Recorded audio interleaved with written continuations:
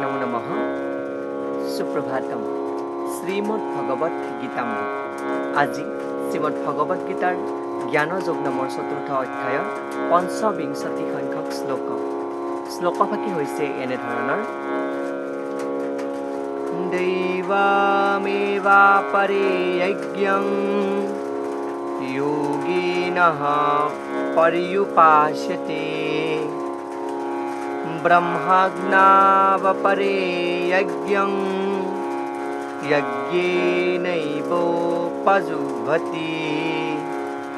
এই বিশিষ্ট শ্লোকফাকিৰ বক্তা হৈছে শ্ৰীমদ ভগৱত শ্ৰীকৃষ্ণ। শ্লোকফাকিৰ অসমীয়া অৰ্থ হৈছে এনেধৰণৰ: কিছুমান যোগীয়ে বিভিন্ন ধৰণৰ পূজা পাতল কৰি দেৱতাসকলৰ উপাসনা কৰে আৰু কিছুমানে পৰব্ৰহ্মৰূপী অগ্নিত আহুতি দি যজ্ঞৰ অনুষ্ঠান কৰে। এই বিশিষ্ট শ্লোকফাকিৰ যি তাৎপৰ্য, সেই তাৎপৰ্য সম্পৰ্কে ইয়াতে উল্লেখ কৰিছে যে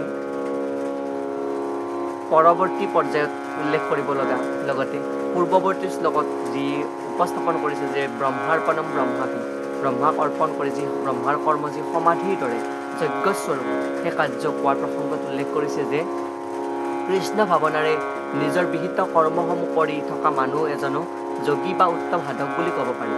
অৰ্থাৎ যাৰ কাৰ্যত কৃষ্ণ ইচ্ছা থাকে, কৃষ্ণৰ প্ৰতি সমৰ্পিত হৈ কাৰ্য কৰে, তেওঁক সাধক বা উত্তম সাধক বা যোগী বুলি কৈছে। কিন্তু আন কিছুমান লোক আছে যিসকলে এনে নিষ্ঠাৰে দেৱতাসকলক অৰ্চন কৰে। তাতোকৈ বেলেগ এক শ্ৰেণীৰ আছে যিয়ে পৰম ব্ৰহ্ম বা পৰমেশ্বৰৰ নিৰ্বিশেষ নিৰাকাৰ ৰূপটোৰো উপাসনা কৰে।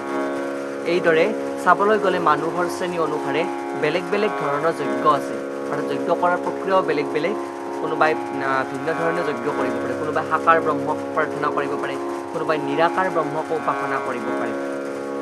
কিন্তু যজ্ঞৰ এনে পাৰ্থক্যসমূহৰ উপৰুৱা পাৰ্থক্য জনাৰ কাৰণে যি মুখ্য বিভাগসমূহ সম্পৰ্কে আলোচনা কৰিছে যে এই যজ্ঞ মানে যি নিজৰ নামেই যজ্ঞ, সেই কোৱা প্ৰসংগত ইয়াতে সুন্দৰকৈ উল্লেখ কৰিছে যে সেই বিষ্ণু ভগৱানৰ সন্তুষ্টিৰ বিধান। অৰ্থাৎ যজ্ঞ মানে হৈছে আচলতে বিষ্ণুৰ সন্তুষ্টিৰ বিধান, ভগৱান কৃষ্ণৰ আৰাধনা।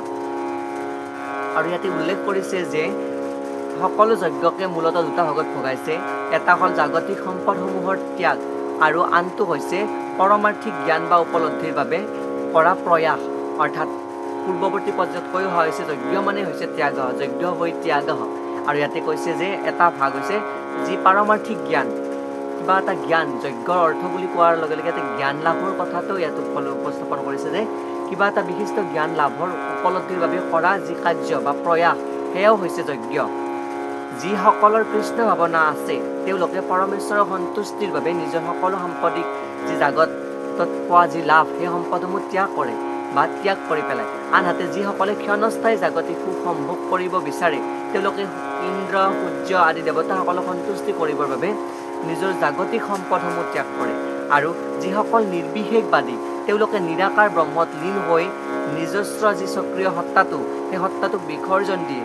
আৰু দেৱতাসমূহ হ'ল কিছুমান বৰ শক্তিশালী জীৱ, বিশ্ব ব্ৰহ্মাণ্ডৰ তাপ, বৰষুণ, পোহৰ আদিৰ ব্যৱস্থা আৰু নিয়ন্ত্ৰণ কৰিবৰ বাবে ভগৱানে তেওঁলোকক নিয়োজিত কৰিছে।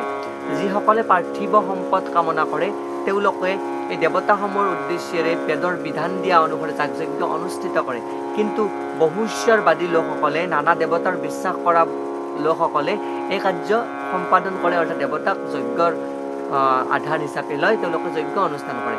কিন্তু যিসকলে পৰম তত্ত্ব নিৰাকাৰ ব্ৰহ্মটোক বিশ্বাস কৰে, নিৰ্বিশেষ ৰূপটোক উপস্থাপন কৰে বা সেৱা কৰে, তেওঁলোকে দেৱতাসকল অনিত্য বুলি ভাবে আৰু তেওঁলোকে পৰমেশ্বৰৰ পৰম জ্যোতিতে নিজস্ব সমৰ্পণ কৰি সত্তাটোক যাবলৈ দি পৰম তত্ত্বত লীন হোৱাটো বিচাৰে।